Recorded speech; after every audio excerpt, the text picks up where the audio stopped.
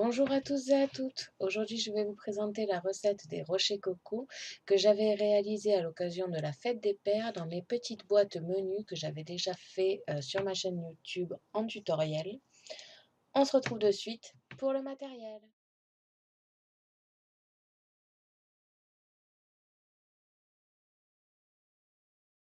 Le matériel que vous aurez besoin dans cette recette est une maryse,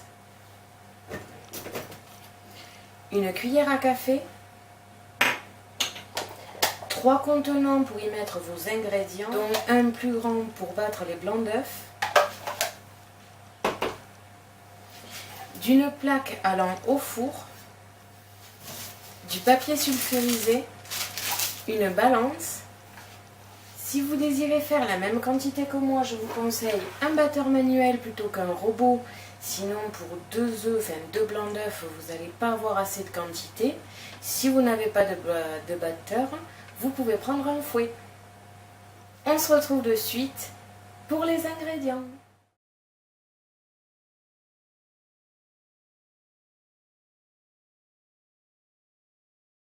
Pour cette recette, vous aurez besoin de 125 g de noix de coco râpée, de 100 g de sucre, de 2 blancs d'œufs et une pincée de sel.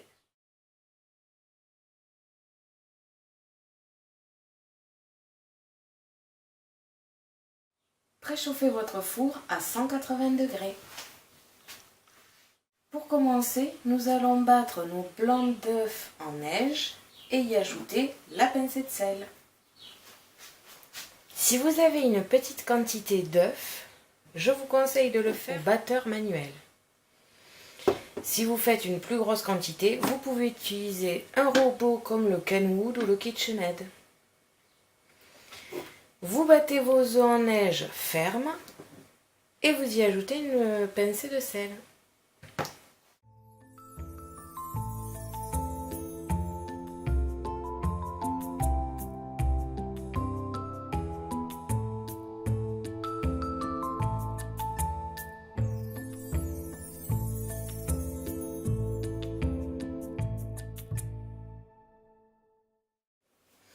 Quand ça commence à monter,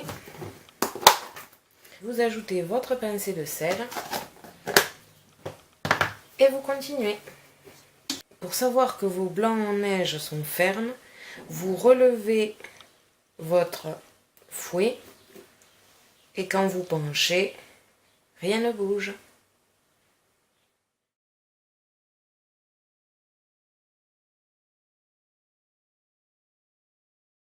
Prenez une maryse et vous allez mélanger avec vos blancs d'œufs la noix de coco et le sucre. Vous mélangez délicatement à votre préparation de blanc d'œuf.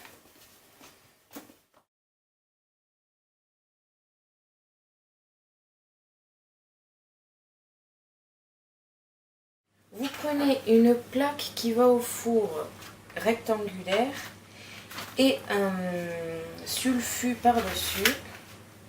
Vous prenez une cuillère à café, vous en prenez un petit peu et vous le posez sur votre sulfut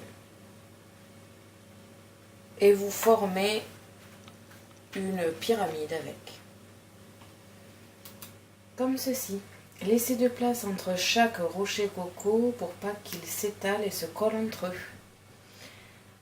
Attendez que votre four est préchauffé à 180 degrés et le mettre au four pendant 15 à 30 minutes.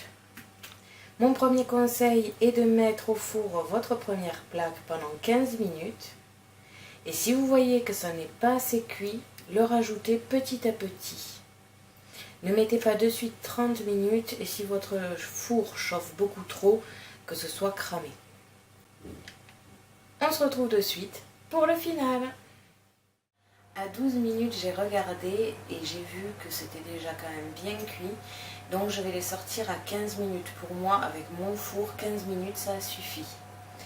Vous prenez votre manique et dès que votre four sonnera, vous sortirez votre fournet. Voici ce que ça vous donne. Vous posez votre plat et vous attendez que cela refroidisse. Vous pouvez éteindre votre four et vos rochers coco sont terminés. Il ne vous reste plus qu'à les présenter dans une assiette pour le goûter ou pour une petite friandise. D'ailleurs, j'ai fait une vidéo d'une petite boîte menu que vous pouvez retrouver dans la description de la vidéo qui vous servira à mettre votre petit rocher coco sur une table en présentation. Merci à tous d'avoir regardé ma vidéo, n'hésitez pas à me poser des questions ainsi qu'à me laisser vos commentaires. Je vous invite à me suivre sur mon blog et mes réseaux sociaux que vous pouvez retrouver dans la description de la vidéo. À la prochaine pour de nouvelles créations.